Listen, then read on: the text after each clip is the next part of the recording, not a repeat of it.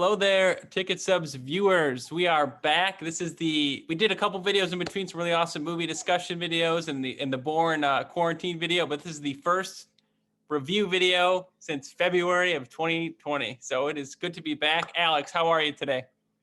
Oh, I'm doing great. Let me just cover my camera up with all of my fingers and everything. We are working through a crazy 2020, and recorded Zoom reviews is the way of the future. And you know what? One thing to be thankful for in this nuts year is that like this technology basis has gotten so much better. You know, Joey and I were on such a dated program in the past, and it was really hard to like get a Skype recording as where we were at before. So, you know, if anything came out of this year of almost no movies, we got great communication stuff for when we do have better movies to watch. Perfectly said. Yeah, this Zoom format couldn't be easier to do these with, and we loved our old program, but it's good to be with this for sure. So this is the first of a few reviews we're doing today. This is going to be reviewing Wonder Woman 1984. This film is directed by Patty Jenkins, stars Gal Gadot, Kristen Wiig, Pedro Pascal, Chris Pine. This is the sequel to the 2017 film. So we got a real movie. It was a real movie movie that came out. It was gonna be in theaters, and then they're like, oh, HBO, nope, let's just go ahead and release it. Perfect, we'll do it in theaters too if you want it, but here it is, free on HBO. So that was awesome. Joey, what did you think of this movie? Yeah, so something we kind of talked about when I know we texted a little bit about it, and there was definitely like it could be said the overall reception of this movie isn't super positive. But I remember something we both said is we were just so happy to have a new blockbuster movie that, you know, it's hard to, like, just watching her the first time, it was just, oh my gosh, this is so awesome to be watching something new like this. So that was kind of my first, I made the mistake of going and reading the comments after, but I'm glad, hey, I enjoyed that first watch for sure, and I liked a lot of elements about this movie. How about you, Alex? Yeah, so I did the opposite. I was a couple days late to the big reveal, so I had seen some of the bleed through reviews early on before I got to watch it. So even with that somewhat negative press, hey, this movie still got a pretty good score on Rotten Tomatoes, if I remember right. I thought it was somewhere in like the 60s or something like that. Like that's it might be even higher. I pulled that out of nowhere, but so I was a little bit clouded going in, but even with that, I was just, like you said, so excited to see a new movie in 2020. And like, you're right. Like the whole year we kind of had to like make our way through. Like there was a few releases that would have been in theaters that they ended up releasing later. This wasn't the first one, even though it seems like it. But just sitting down and seeing like something that you would see like in the middle of summer blockbuster, like it's kind of cheesy acting, but like the story's good enough and it's kind of fun and it's, you know, fast paced and there's a lot going on. The production value is super high. Like that was just, it was so good to me. And maybe, you know, if there was more movies in the year, I would have not liked it as much, but I genuinely enjoyed this film. It was definitely a little bit long. Some of the acting wasn't great, but like if you're comparing this to like DC movies in the past, like this is probably one of the top 2 or 3, right? So just all things taken into consideration, I really love this movie. Yeah, so perfectly said. Just like being in that headspace again, like we would have absolutely seen this opening weekend in a huge theater, and you know, hopefully we get to, you know, later this year, hopefully one of the big releases, we get to have that experience. It seems like they could be happening. A lot of good, a lot of light at the end of the tunnel with a lot of this stuff, hopefully. But yeah, I thought the I forgot what like a superhero movie was like almost before, and then you watch it and you're like, oh, this is what it's like. So that it was definitely cool to see for sure. So this is this is a spoiler review, by the way. So we're gonna jump into some spoilers. So I guess if you wanted the non-spoiler review, that's kind of it right there. Cut it right here. Cut it right here. But yeah, so right from the get-go. Movie itself, yeah. So it is kind of strange that you know, we jump right in and all of a sudden it's 1984, and I think that's kind of where a lot of the confusion was maybe in the reviews. It's like why did it have to be the 80s? what was the purpose for that. But I don't know.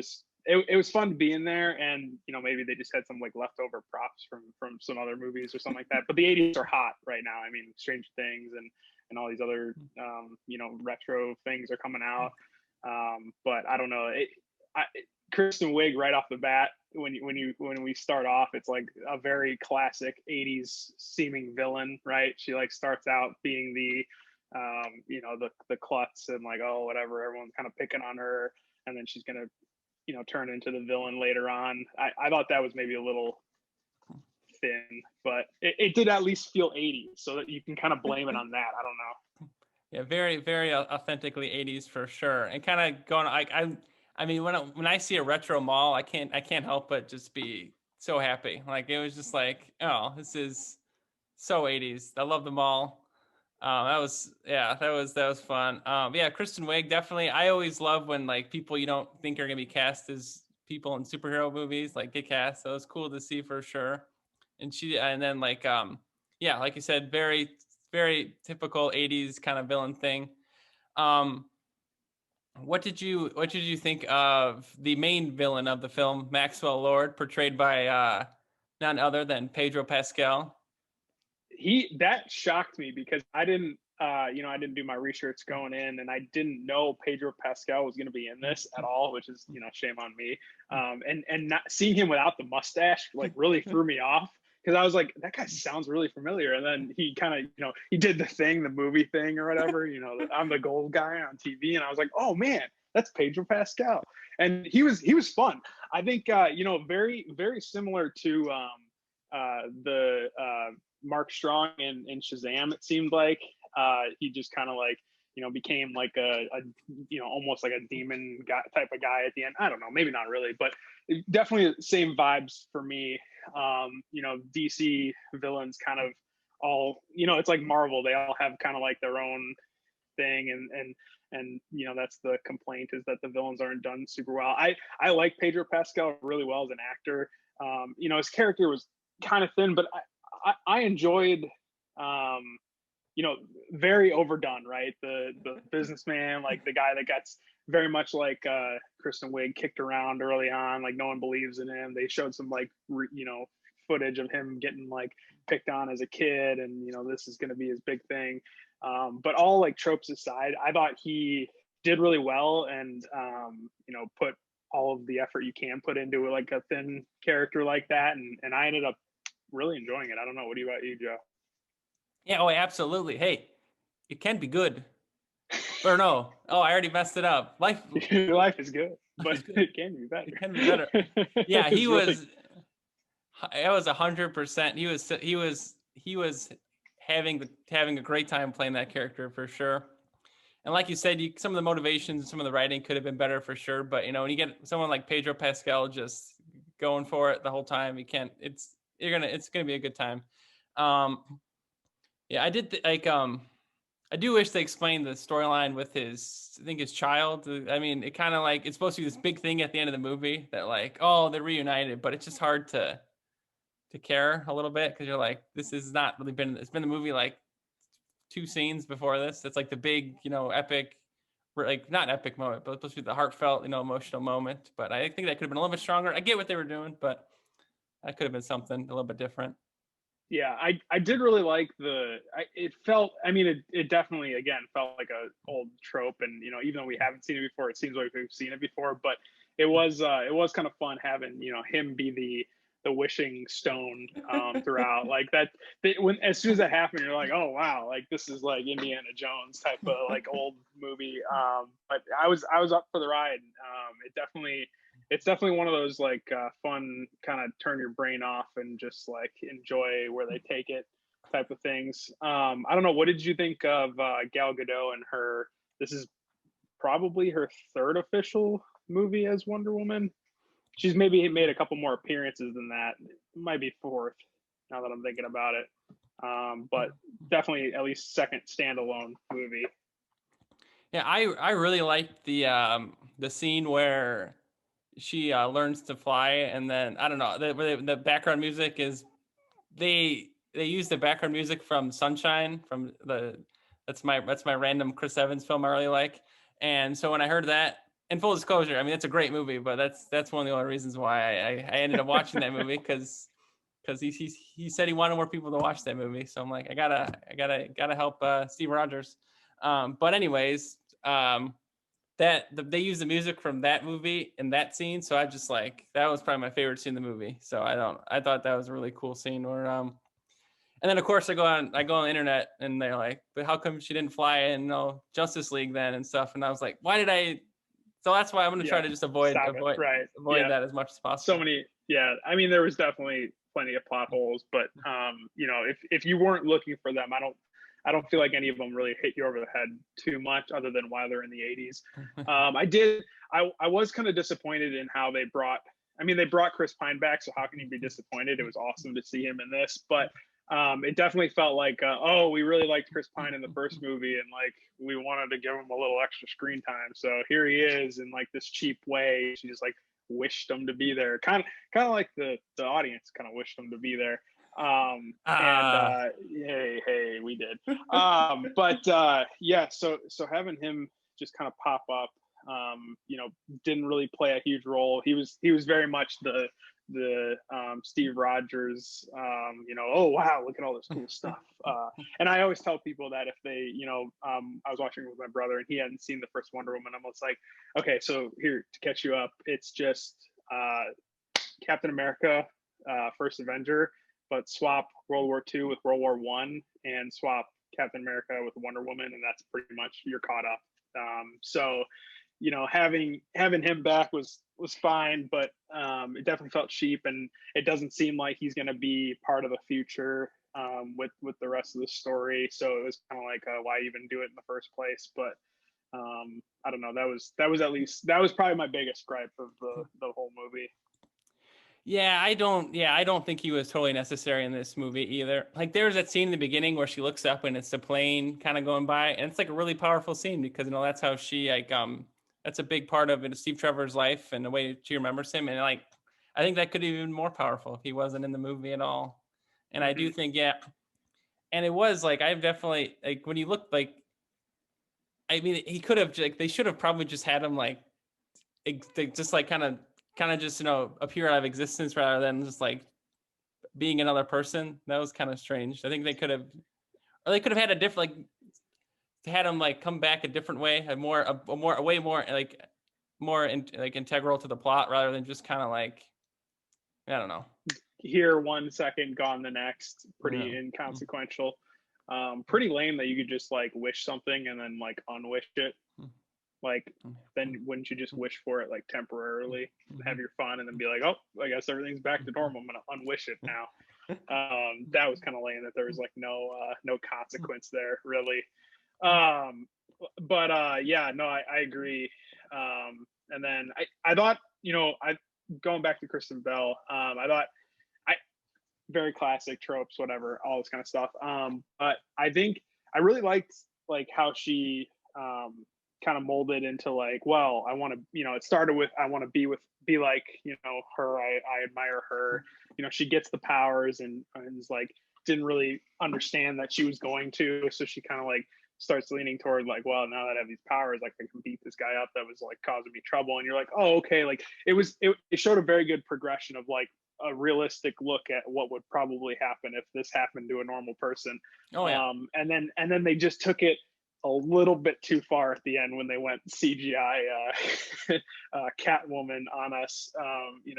DC has to have, I think it must be in like their contract or their budget or something like that, some kind of like video game CGI monster hopping around rocks at the end of a movie, because I feel like we always get that with DC. But yeah, I absolutely agree with you, because the build up, like when she's like, when they're fighting at the, is that not, I don't want to say it's the place at the end where they're not like the satellite island place, but like before that there's a fight where Barbara's not in cheetah mode and she's just like Steve Rogers. Chris Pine is still there. Yeah. Like that kind of kicks him down. I agree. That was the exact moment where I was like, dang, this is cool. This is a good arc. Like we've seen the full completion of like her going totally bad with what she can do. And then, like you said, they took it to the radio station island and totally messed it up. Like imagine like if they didn't have Kristen Wiig turn into like the cheetah, full cheetah, and then like they put a little thing at the end of the movie, like where she's like, you know, but I guess like she had to renounce her wish too. But I don't know if they maybe put like a stinger like teasing like I need to be something more powerful to something, and they like a When she said I want to be an apex predator, it took me right out.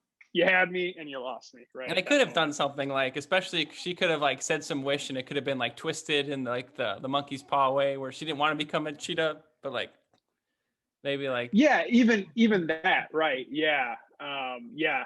Even that would have been better. It still probably would have been too far, but yeah, they did it kind of like just bringing Chris Pine back in a lazy way.